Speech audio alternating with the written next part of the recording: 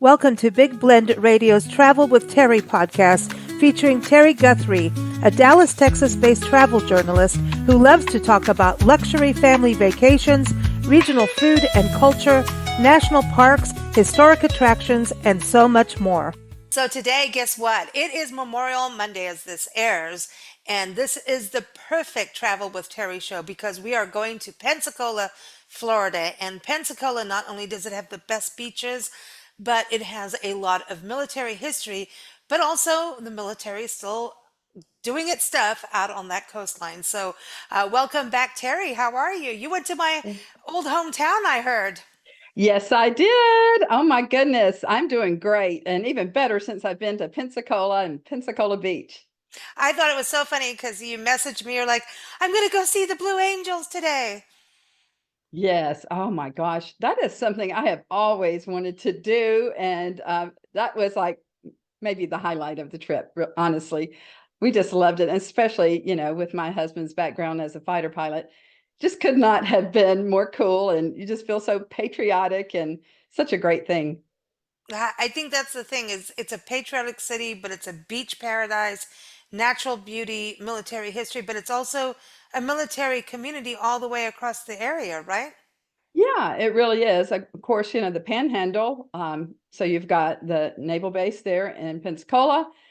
Fort Walton, Destin has Eglin Air Force Base, which is where we were based. And then just right down the road in Panama City, they have Tyndall Air Force Base. So yeah, they've got that whole area covered well. So good chance when you're out on the beach, any of those areas in the Panhandle, you're going to see some fighter jets flying over. Fighter jets and then men in uniform or Yeah. out Oh of yeah. uniform Hey, it and doesn't get girls better than too. that. Girls too. I know. I love the panhandle. I really do. It is just such a it's interesting because you have all this military things, military life, which is Uh-huh. very regimented, right? And then military history, but at the same time it's just relaxed. Isn't that interesting? And you have your history of broadcasting out of that area too. So it's kind of Yes. every time you go back to you kind of feel like you're going back in your roots of your beginning Oh, of yeah. broadcasting. Right. Absolutely. But it goes further back than that, even, Lisa. Growing up in southern Mississippi, Pensacola is the first place that we went on vacation as a child that I remember. And it was just 4.5 hours from my hometown in southern Mississippi. So that was where everybody went, was to Pensacola, or some would go on down a little bit further to Fort Walton Beach and Destin. But Pensacola's the easiest to get to. That's the shortest distance, and you've got the same beaches, the same water. But Pensacola has something that the others don't have, honestly, and that's the history. They have a very, very rich history, and it's just a great coastal culture there because of the mix of the history, the military, and then the coastal lifestyle. I was going to say, Terry, I think that you and I probably crossed paths somewhere in Oh, Pensacola or the Panhandle. Well, yes. I love that area. And what's the lodging? Because the food is fantastic. I don't care where you go. You got Ooh, fresh yes. seafood and we got bushwhackers. We can touch on that too. But Hmm. lodging wise, I think it's changed up over the years. So I know we've talked about some wonderful places before in the Panhandle, but where would you recommend people go when they go to Pensacola? Well, so they have something new there that's kind of a new hotel concept, and I had never heard of it before. So it's basically four hotels in one. So the four Wow. hotels the newest one, which is where we stayed, is the Fairfield Inn by Marriott. Right next to it is the Holiday Inn Resort. Now, let me tell you, that's different from your regular Holiday Inn. I'm just here to say I was blown away by it. Next to it is the Hilton Hotel, and next to it is the Hampton Inn. Okay. And so they are side by side, and their pool patio areas are all connected. Oh, It's the cool. coolest thing I've ever seen. And they all have great pool areas. They all have, different bars, they all have something a little bit different. Um, I believe where we were, it has the longest lazy river in maybe Oh, we like that. the Panhandle. or some big region. It's the biggest of the lazy rivers. And they have like little islands of palm trees and all kind of cool stuff. Their pools are beautiful there. And all you have to do is just wear your wristband, and which I shouldn't say this, but I didn't even notice anybody checking, but you just go from one to the other to the other. And so it gives you a lot of options and variety. And it's so easy from that area. So the picture behind you right now, Hmm. that is actually taken from my hotel balcony. And No way. so you're seeing probably two of the pools. And then from that location, you can easily walk right over there to the Pensacola Pier. And then there are all kind of great restaurants in that area. And there's like a park area that I wanted to mention, that they have a really nice pavilion, and I think it's on Tuesday nights, and it may be more in the summer, but they have like a free concert every Tuesday night with live music there. So you can literally walk from the hotels down to that area as well. They Wow. just have so much going on. That's one of the things I like about Pensacola a lot, is that everything's kind of right together there on Pensacola Beach. And this is, of course, separate from downtown, which downtown is, just like 10 minutes away. But there are just so many great restaurants and hotels and things to do right there, and that you can literally walk from one place to the other. Or my friend Laura Brewer, that has been going down there for 30 years. She says one of the things she loves about it is that they take the trolley. So the trolley runs during the summer. So you don't ever even have to bother with, getting in your car. But That's a good she's idea just, because of bushwhackers. You don't want any, yeah. drinking and driving. I know. And speaking of the bushwhackers too, this is one of the things they have. So like, just so where you are, you're seeing the Gulf of America. On the other side is the Santa Rosa Sound, and they have multiple restaurants there that are just more than a restaurant. They have these like beach areas because they go right out to the Santa Rosa Sound. So they're kind of real casual. Most of them have a huge area for kids to play. And then you can literally go down to the beach. They have volleyball courts, lots of activity going on. Flounder's Chowder House was the one we went to. Absolutely loved it, and their food was so delicious. I mean, the place is pretty big, and I honestly, I did not expect their food to be good. Their food was outstanding. And then we ended our meal with this like mile high key lime pie. Uh, Told you, it was when they brought it out, our jaws dropped, because it looks like it's three key lime pies stacked on each other, on top of each other. It was something, Wow. it was delicious, but I was like, oh my goodness, there's, you'd have to like chop it up oh many different ways to even get a bite in your mouth. It's fun. It's a That is fun funny. place, and they have so many fun places like that. But then they have some more elegant dining, I guess, if you want to get dressed up a little bit. The Grand Marlin is one of the dressier places. The other places, you just wear your flip flops and whatever, that just anything kind of goes there, that casual. But the Grand Marlin is beautiful. It's right at the base of the bridge that connects from Pensacola Beach over into Pensacola. And it's beautiful. They have a really great oyster bar there. And we had some of the best smoked tuna dip. I couldn't. That's like one of my favorite things. And we had flounder for dinner. So they have a great catch of the day. But I have to tell you this fun little side note about when we were at Grand Marlin. So I had gone to the restroom, and I came back, and Ronnie says, "Oh my gosh, Terry!" He goes, "Look up at that picture over there." He goes, "I think that's my mother." What? And anyway, so they have all these black and white vintage pictures in the Grand Marlin. I look up and I'm like, you aren't lying. No, I'm telling you, it's his mother. I took a picture of it and I sent it to the family members, and everybody was like, yep, that's Eleanor.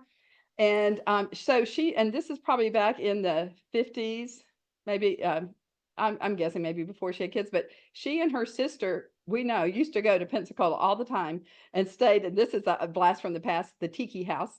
That used to be on Pensacola Beach, but they used to go there at the Tiki House. And this is just some random shots of people on the beach. And anyway, we're positive that this one photo there in the Grand Marlin is a picture of his mom. So that's pretty special. That is cool. I was gonna say because the Flounder sounds familiar to me. Like that's an institution for Pensacola. I think it's Yes. been there for a while, I and think then it's when one of you the oldest. Yeah. yeah, and when you talk about Marlin, I'm like, yeah, these names sound familiar to me. From way Hmm. back when. So I love this. I love that. It's like places like this sustain. Yes. Generations go. Yes. When And it's I mean, they're just good, authentic restaurants that, tourists love, but the locals love them mm, too. Now, there's another fun restaurant that oh yeah. even my friend that lives in Pensacola was not aware of. And I don't know how long it's been open, but not as long as like Flounders. It's called Five Sisters, and it's in a historic district of Pensacola called the Belmont de Villiers Hmm. district. And this area is where they used to have a lot of blues musicians, ragtime, jazz. People like B.B. King came there, and there was even a record store. And it has so much historical significance that I believe just last year they have put a big historical um, placard thing. Well, it's more than that. It's like a big thing in front of the restaurant sign that talks about it being part of the Mississippi Blues Trail. And so the restaurant right there, Five Sisters, well, the owner named it after his mother and her four sisters, and they're great cooking. But the restaurant itself was in one of the local rock stores. So there you can go and just, it really embraces the essence of the South. It has just the great Southern soul food that I love, probably some of my favorite food.